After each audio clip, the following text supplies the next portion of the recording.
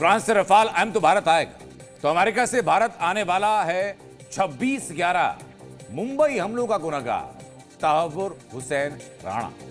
सालों की कोशिशों के बाद आखिरकार अमेरिका से तहव्वुर के प्रत्यर्पण की प्रक्रिया शुरू हुई और जब तहव्वुर भारत आएगा तो उसे गुनाहों का हिसाब देना होगा। वो गुनाह जिसकी वजह से 160 से ज्यादा बेगुनाहों को अपनी जिंदगी गंवानी पड़ी। इस रिपोर्ट में आपको पता चलेगा कि तहव्वुर राणा के आने से क्या होगा और तहव्वुर के आने के बाद क्या होगा।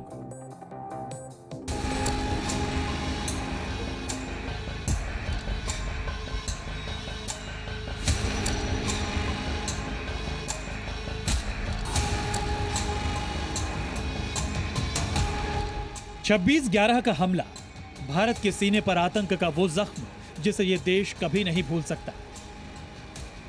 इसी वजह से भारत को इंतजार है कि इस दुर्दांत आतंकी हमले की साजिश का अहम चेहरा यानी तहव्वुर राणा कब भारत की धरती पर लाया जाएगा। मीडिया रिपोर्ट्स के मुताबिक तहव्वुर राणा के प्रत्यर्पण की प्रक्रिया के लिए भारतीय एजेंसीज के प्रतिनिधि अमेरिका जा चुके हैं और प्रक्रिया से जुड़े दस्तावेज पूरे होते ही तहव्वुर राणा को भारत लाने का रास्ता साफ हो जाएगा।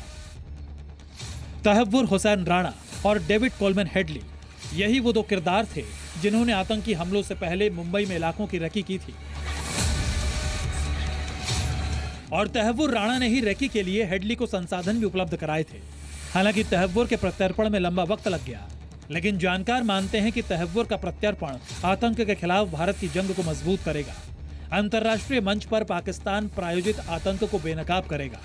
हमने ऐसे सबूत दिए जो बेमिसाल थे। इसके वकीलों ने, तहव्वुर राणा के वकीलों ने कहा देखिए जी, इसको तो सजा हो चुकी है ऑलरेडी, अमेरिका में ये जेल में है, तो भारत क्यों जाए। एक कॉन्सेप्ट होता है इंटरनेशनल लॉ में डबल जेपडी, एक ही गुनाह के लिए दो जगह सजा नहीं हो सकती। लेकिन अमेरिकन कोर्ट ने कहा देखिए, इसको सजा हुई है डेनमार्क के कांड में, जो भारत का कांड था वो बिल्कुल अलग है, उसमें हमने अभी कुछ नहीं किया। तो फिर उन्होंने ये फैसला किया कि भारत को दे दिया जाए।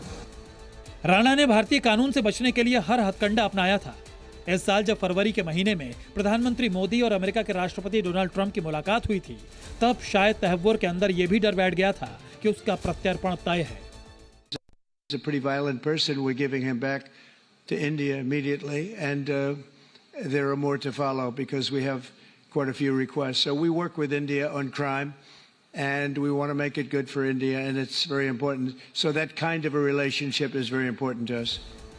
इस मुलाकात के ठीक बाद तहव्वुर हुसैन ने अमेरिका की अदालत में अर्जी दायर की थी। इस अर्जी में राणा ने जरूरी कारणों से अमेरिका में ही रहने की गुहार लगाई थी। तहव्वुर हुसैन ने दलील दी थी कि भारत में उसे जान का खतरा हो सकता है, लेकिन अमेरिकी अदालत ने उसकी अर्जी खारिज कर दी थी। राणा पर न सिर्फ भारत में बल्कि डेनमार्क में भी आतंकी हमले की साजिश रचने के आरोप है। भारत में जांच और अदालती कार्रवाई के जरिए आतंक के इस पूरे नेटवर्क के वो तार भी खुल सकते हैं जो अब तक अनदेखे हैं।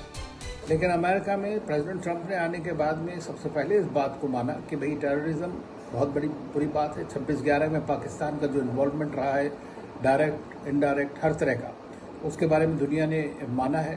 पाकिस्तान में जो एक हेवन ऑफ टेररिज्म है, वहाँ पर सारे लोग हैं, तो दोबारा से वही बात फोकस हो रही है कि पाकिस्तान ने वो 26/11 के जो लोग हैं उनके बारे में कोई एक्शन नहीं लिया, जबकि भारत ने सारी चीज़ें, सारा एविडेंस सप्लाई किया हुआ है।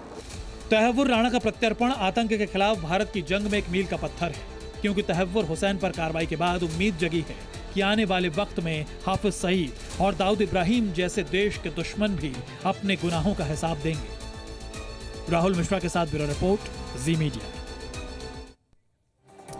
भारत को प्रत्यर्पण से पहले अमेरिकी अदालत में तहव्वुर हुसैन राणा पर जो चार्जशीट दाखिल की गई, उसमें अदालत ने तहव्वुर को 2 आरोपों का दोषी माना।